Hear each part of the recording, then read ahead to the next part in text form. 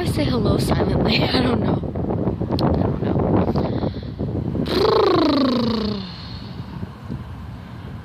Damn. So,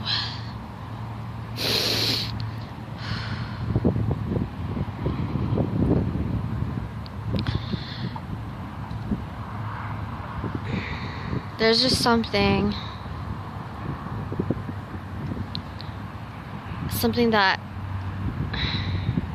I learned very, very gradually. And what I mean by gradually is I had this message like on my heart slowly but surely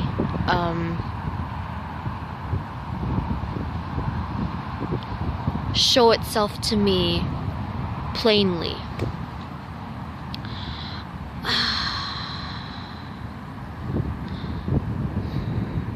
You know when you watch one of those movies or even a TV show, it's typically in the drama genre, where someone gets their heart broken, whether it be unrequited love, a breakup, whatever.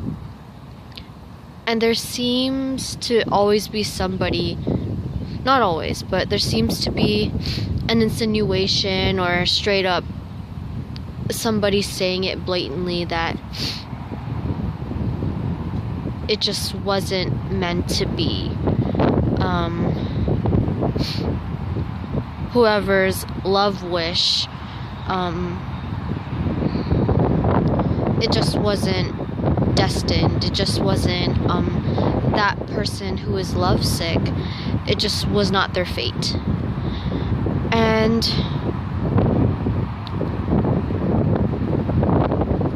that's sad. I find that so fucking depressing. But when I came to, it wasn't necessarily a romantic situation that I was confused about and struggling to let go. It was just, not naming names for the sake of not to be arrogant, I just don't want them associated with my story. But yeah, I had a mentor, or who I thought was my mentor, who I thought I could trust, who I hoped would support me with everything, you know, well, emotionally speaking anyway. I gotta admit, I had lofty expectations looking back now, but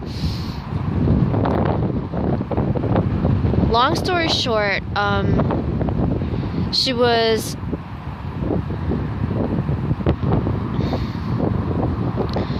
fully devoted to supporting a peer of mine, and honestly, he and I weren't particularly close, and yes, I was very jealous of that, because the thing was,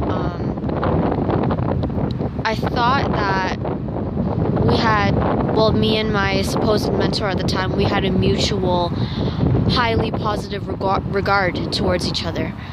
And it turns out that it wasn't as reciprocal. One moment, she would be putting me on a pedestal, and the next moment, you know, she would just talk to me like I was a lowly peasant, like I was a piece of shit, just because.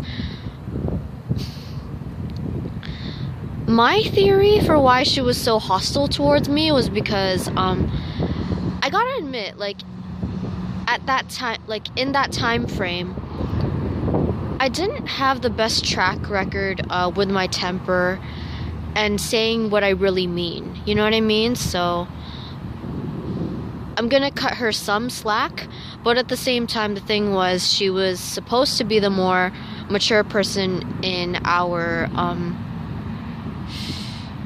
mentor-mentee, supposed mentor-mentee relationship.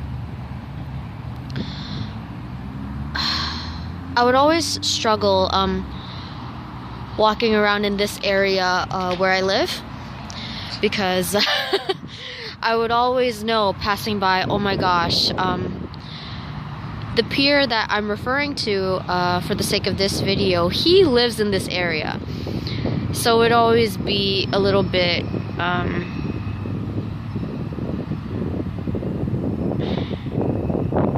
it would take me down memory lane in a not so positive way. I would feel embarrassment and shame, of course, and I guess you're probably asking me right now as you're watching this, why do you keep walking in that area? Well, honestly, I would just walk around here for the sole purpose of getting fit, really, and I'm familiar with this area, so yeah, I just easily know the way back home from here. That's pretty much the only reason why. But yeah, just to clear that up for you. Yeah, basically, as I was walking in this area, after having done something for myself that I guess helped in the healing process, I decided to myself, you know what? That grown-up who I was confiding in, who I was hoping, you know, would be part of my support system, and she just refused. She may forever and always look down on me. It does not matter. I'm realizing finally that, oh my God, you know what? There's just no denying that she has loved me at some point, like a daughter. That cannot be erased, because what's done is done. But the thing is, like, I don't want to accuse anybody of anything, but if you half the time love on me and half the time hate on me, is that... Okay, you know what? I'm not even gonna pose that question, cause... But anyway, if you love somebody half the time, and you hate them at the same time, that just gives you a clear picture that that person who has those conflicting feelings, that they got issues, and it doesn't have to be my problem. So I came to the conclusion, you know what? She can demonize me all she wants. I don't need her compassion. It's not like her caring for me just wasn't meant to be. It was just, I'm realizing now, I never needed it. I never needed her love. Because I've got so much done with or without her. You know what I'm saying?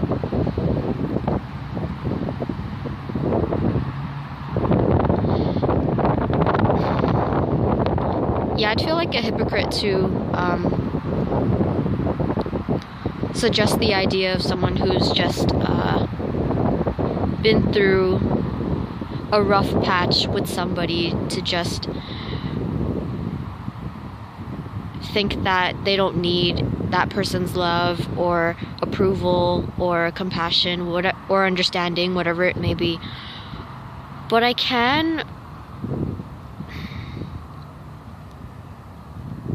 feel like you would understand how that feels to not need whatever you used to get from that person with time. It will come to you naturally, so I don't want to pressure anybody to think or feel a certain way, but I just want to share what has been part of, again, like I mentioned before, my release, my healing process. So, yeah.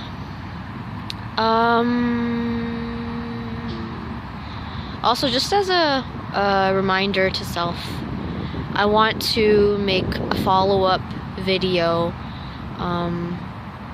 to my basically Mac X Aaliyah makeup collection review. Slash, I'm also going to be doing a movie comparison after I talk about that. And then once that clip is done, I'm going to talk about the thing that I did for myself today that I'm not disclosing right now. The thing that I did for myself, which I was surprised, but at the same time not surprised, helped with my healing process from betrayal, etc., etc., and how that ties into, yeah, basically how I feel about Aaliyah, because I can talk about her for ever and ever and ever and ever and ever and ever and ever ever ever ever ever. Okay, that's an exaggeration, but I could talk about her for hours. So, and I have a very long opinion about her and how she has positively impacted me. And yeah, honestly, I feel her music is very just as a teaser, her music is very versatile for whatever mood that you're going in, good, bad. I definitely recommend it to anybody who wants to heal from something or just wants to have a good time, like at the same time. So yeah, my hand is freezing and I'm gonna head home now. My parents are probably wondering where the heck I am, so